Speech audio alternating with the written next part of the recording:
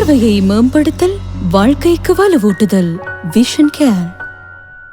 அனைத்துலக மகளிர் நாளில் உங்கள் அத்தனை பேரையும் இந்த காலை பொழுதில் சந்திப்பதில் எங்களுக்கு மகிழ்ச்சி. ஒரு புதிய வாரத்தை வெடிய வைத்திருக்கிறோம் என்ற பெருமையோடும் மகிழ்ச்சியோடும், இது மட்டுமல்லாமல் எங்கள் வீட்டிலிருந்து ஆரம்பிக்க வேண்டிய நற்பண்புகளை நாங்கள் ஞாபகப்படுத்திக் கொள்ள வேண்டிய கடப்பாட்டில் இருக்கிறோம். இன்றைய தினம் உலகம் முழுவதும் வாழ்கின்ற அத்தனை பெண்களது உரிமைகளையும் பற்றி நாங்கள் பேசுகின்ற போது எங்கள் வீடுகளில் அது சரியாக வழங்கப்படுகிறதா, பகிரப்படுகிறதா என்று பார்க்க வேண்டியது அவசியம். இதைத்தான் இன்றைய காலை சிந்தனையாக உங்கள் அத்தனை பேருக்கு தந்து கொள்கிறோம். வணக்கம் மக்களே. வணக்கம் மனோஜ். வணக்கம் லோஷன் நேயர்களுக்கு இனிய மீண்டும் ஒரு முறை காலை நேர வணக்கங்கள். சந்தோஷமான வாழ்த்துக்கள். அத்தனை பெண்களுக்கும் வாழ்த்துக்கள். பெண்கள் எங்களுடைய நாட்டின் கண்கள் என்று சொல்வார்கள். எனவே பெண்களை கண்கள் போன்று நாங்கள் பாதுகாக்க வேண்டும், அவர்களுக்கு உரிய மரியாதை நாங்கள் வழங்க வேண்டும் என்பதை உங்களுக்கு நாங்கள் ஞாபகப்படுத்தி வைக்கிறோம். குறிப்பாக இந்த காலத்தில் கோவிட்-19 தாண்டி மக்களுக்கு நம்பிக்கை தரக்கூடியதாக இந்த கோவிட் வேக்சின் பேசப்பட்டுக் கொண்டிருக்கிறது. இலங்கையை பொறுத்தவரையில் இப்பொழுது அதிகமானோருக்கு வழங்கப்பட்டுக் கொண்டிருப்பது ஆக்ஸ்போர்ட் AstraZeneca என்று சொல்லப்படுகின்ற இங்கிலாந்தில் உற்பத்தி செய்யப்பட்டு இந்தியாவில் தயாரிக்கப்பட்டு இப்பொழுது இலங்கையில் வழங்கப்பட்டுக் கொண்டிருக்கும் மருந்து. இது அநேகமானோருக்கு இப்பொழுது வழங்கப்பட்டுக் கொண்டிருக்கிறது. குறிப்பிட்ட பிரதேசங்களில் உள்ளோருக்கு பாகமாக கட்டங்கட்டமாக வழங்கப்பட்டுக் கொண்டிருக்கும் அதே வேளையில் தொகுதி வாரியாக இலங்கைக்கு நன்கொடையாகவும் இந்த ஊசிகள் கிடைத்த வண்ணம் இருக்கின்றன. ஆரம்பத்தில் இந்தியா அன்போடு வழங்கியது. அதுக்கு பிறகு இரண்டாவது தொகுதியாக கோவேக்ஸ் திட்டத்தின் கீழே இலங்கைக்கு ஒரு குறிப்பிட்ட தொகுதி கிடைத்திருக்கிறது. இது மட்டுமல்லாமல் இப்பொழுது இலங்கையில் நேரடியாக களப்பணியில் ஈடுபடுகின்ற சுகாதார பிரிவினர், பாதுகாப்பு பிரிவினருக்கு ஒரு தொகுதி கோவிட் வேக்சின்கள் கிடைக்கப் போவதாக சொல்லப்படுகிறது. இது மட்டுமல்லாமல் சினோஃபார்ம் சீனாவிலிருந்து நட்போடு தரப்பட இருக்கின்றது. இது மட்டுமல்லாமல் கடந்த வாரத்தில் ஸ்புட்னிக் V5 என்று சொல்லப்படுகின்ற ரஷ்யாவில் தயாரிக்கப்பட்ட தடுப்பூசிகளுக்கும் இலங்கை சுகாதார பணியகம் அனுமதி வழங்கி இருக்கிறது. மனோஜ், இப்ப கிட்டத்தட்ட எத்தனை பேருக்கு இலங்கையில் இந்த தடுப்பூசி மருந்துகள் வழங்கப்பட்டுகின்றன? நேற்று நாளை பொறுத்த வரைக்கும் 5000க்கும் அதிகமான தடுப்பூசிகள் செலுத்தப்பட்டிருக்கிறது. இதுவரைக்கும் இலங்கையிலே கடந்த 29ஆம் தேதியிலிருந்து இதுவரைக்குமான காலப்பகுதியில் 7 லட்சத்துக்கும் அதிகமான தடுப்பூசிகள் செலுத்தப்பட்டிருப்பது குறிப்பிடத்தக்க விடயமாக இருக்கிறது.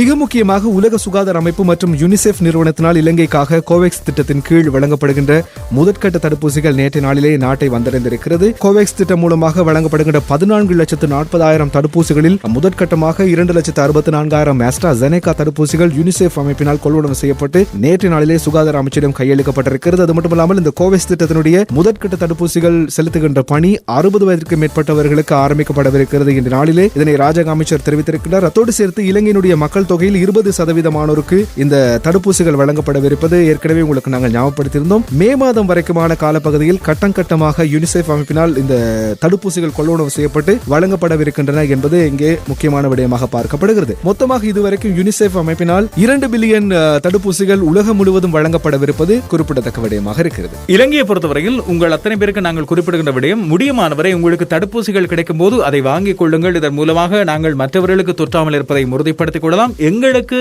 கோவிட்-19 தொற்று ஏற்படுவதையும் தவிர்த்துக் கொள்ளலாம். இந்த கோவிட்-19 தடுப்பூசிகளை வழங்குவதற்கும் அதே போல நாங்கள் அதை ஏற்றுக்கொள்வதற்கும் சில நிபந்தனைகள் விதிக்கப்பட்டிருக்கின்றன. இதுவரைக்கும் கொரோனா தொற்று வராதவர்களுக்கு தான் இது வழங்கப்பட்டுக் கொண்டிருக்கிறது. அதுபோல சில விதமான ஒவ்வாமைகளுக்கு உட்படாதோருக்கு இது வழங்கப்படுகின்றன. நாட்பட்ட நோய்கள் உடையோருக்கும் சில பேருக்கு இது தவிர்க்கப்பட்டு வருகின்றது. எனவே மற்றவர்கள் பயப்படாமல், சந்தேகம் இருந்தால் உங்கள் மருத்துவர்களின் பரிந்துரைகளோடு இந்த தடுப்பூசிகளை பெற்றுக் கொள்ளலாம் என்பதை ஞாபகப்படுத்தி வைக்கிறோம். இலங்கையில் நேற்றைய நாளில் 5 மரணங்கள் பதிவானதை பற்றி மனோஜ் சொல்லியிருந்தார். அதில் ஒன்று 7 வாரம் நிரம்பிய ஒரு குழந்தை. அந்த குழந்தை கொழும்பு பொருளை லேடி ரிஜ்வே மருத்துவமனையில் தான் வைத்து அனுமதிக்கப்பட்டு அதுக்கு பிறகு பலியாகி இருக்கின்றது. பெற்றோரது கவலைக்கிடமான நிலை, அதுபோல அந்த குழந்தையின் துயர சம்பவமாகியன நேற்றைய நாள் முழுவதும் மனம் வருத்திய ஒரு சம்பவமாக பதிவாகி இருந்தது. எனவே தயவு செய்து உங்களுக்கான அறிகுறிகள் தெரியும் இடத்தில் தவறாமல் நீங்கள் மருத்துவ பரிகாரங்களை மேற்கொள்வது மிக முக்கியமானதாக அமைகிறது. அதுபோல கபில் பிளாஸ்டர் 123 ரூபாய்க்கு அன்லிமிடெட் கால்ஸ் மற்றும் SMS.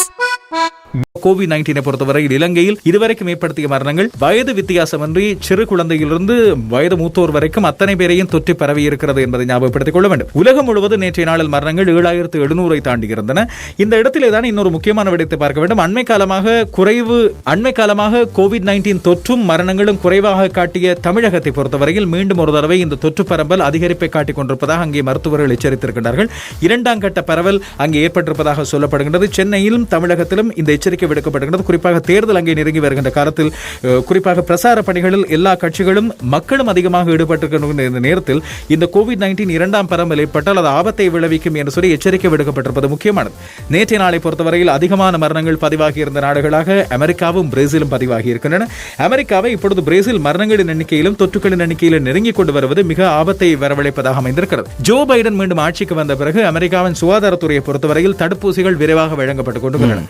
அவர்கள் சொல்கின்ற சொல்கின்றார்கள், நாங்கள் கட்டுக்குள்ளே கொண்டு வந்து கொண்டிருக்கிறோம், கட்டுக்குள்ளே வந்துவிடும் என்று சொல்லி நம்பிக்கை தெரிவிக்கும் அதே நேரத்தில் பிரேசிலை பொறுத்தவரையில் இப்போது அவர்கள் கையை விரித்திருக்கின்றார்கள். கடந்த வாரம் முழுவதும் நாங்கள் சொன்ன விடயம் அதுதான். பிரேசிலை பொறுத்தவரையில் இப்பொழுது கட்டுக்குள்ளே அடங்காமல் மிக வேகமாக, குறிப்பாக ரியோ டி ஜெனிரோ பகுதியில் உள்ள சேரி பகுதிகளில் அதிவிரைவாக இது பரவிக் கொண்டிருக்கிறது.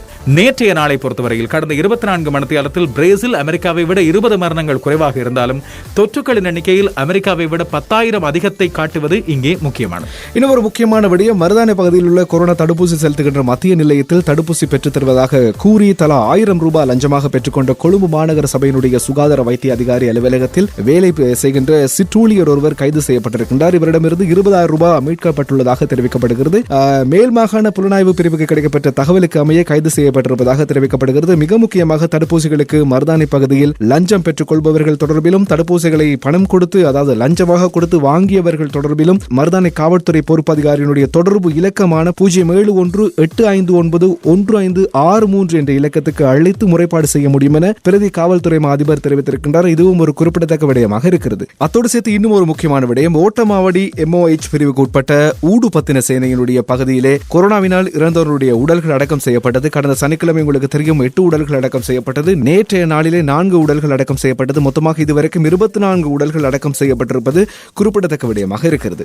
இது தவிர இன்னொரு முக்கியமான விடயம், கொரோனா பரவல் தடுப்பு செயற்பாட்டு மையத்தின் பிரதானியும் இலங்கையின் ராணுவ தளபதியுமான ஷவேந்திர சில்வா கடந்த சனிக்கிழமை, எங்களை போலத்தான் நாங்களும் சனிக்கிழமை தான் தடுப்பூசி செலுத்திக் கொண்டோம், அவரும் கடந்த சனிக்கிழமை நாராயண்பேட்டையில் உள்ள ராணுவ வைத்தியசாலையில் கொரோனா தடுப்பூசியை செலுத்திக் கொண்டார் என்ற தகவல் வெளியாகி இருக்கின்றது. இந்த தடுப்பூசி செலுத்திக் கொள்வதன் மூலமாக இப்பொழுது தானும் முழுமையான உடல் ஆரோக்கியத்துடன் இருப்பதாக அவர் காட்டியிருக்கிறார். நாங்களும் சொல்கின்ற விடயம் வந்துதான், உங்களுக்கான தடுப்பூசி செலுத்தக்கூடிய வாய்ப்பு கிடைத்தால் தவறாமல் அந்த தடுப்பூசிகளை வாங்கிக் கொள்ளுங்கள். அங்கே உங்களுக்கான தடுப்பூசி செலுத்துகின்ற தாதியர் மருத்துவரும் சொல்கின்ற தக்க நடவடிக்கைகளை மேற்கொள்ளுங்கள். மற்றபடி வேறு எந்த விடயத்துக்கு நீங்கள் பயப்பட வேண்டிய தேவை கிடையாது. ஆனால் ஒன்று, அங்கே தரப்பு உண்ட அந்த அட்டையை பத்திரமாக வைத்துக் கொள்ளுங்கள். இது முதல் தடுப்பூசி. 2வது டோஸ் உங்களுக்கு போடப்படுகின்ற திகதி அறிவிக்கப்படுவது இந்த தடுப்பூசியை வைத்துக் கொண்டுதான் நீங்கள் அந்த தடுப்பூசியை வாங்கிக் கொள்ளலாம் என்பதை மறந்துவிடாதீர்கள். இறக்குமதிக்கு தற்காலிகமாக தடை விதிக்கப்பட்டிருக்கக்கூடிய சில அத்தியாவசிய பொருட்களுடைய விலைகள் மீண்டும் சந்தையில் உயர்ந்துள்ளதாக தெரிவிக்கப்படுகிறது. காப்பி, பயறு, உளுந்து, குரக்கன், மஞ்சள் ஆகியவற்றினுடைய விலை அதிகரித்திருக்கிறது. குறிப்பாக மஞ்சள் ஒரு கிலோவினுடைய விலை உங்களுக்கு தெரியும் 4000 5000 இப்பொழுது விற்பனை செய்யப்பட்டுக் கொண்டிருக்கிறது. காப்பி ஒரு கிலோவினுடைய விலை 600 அதிகரித்திருக்கிறது. ஒரு கிலோ உளுந்தின் விலை 1600 ரூபாவாக விற்பனை செய்யப்படுகிறது. இந்த விலையேற்றங்களை பொறுத்தவரைக்கும் சந்தைக்கு தேவையான உற்பத்தி பொருட்கள் கிடைக்காமையின் காரணமாகவே இந்த விலை அதிகரிப்புகள் ஏற்பட்டிருப்பதாக அத்தியாவசிய பொருட்கள் இறக்குமதியாளர் சங்கம் தெரிவித்திருப்பது இங்கே முக்கியமான விடயமாக பார்க்கப்படுகிறது.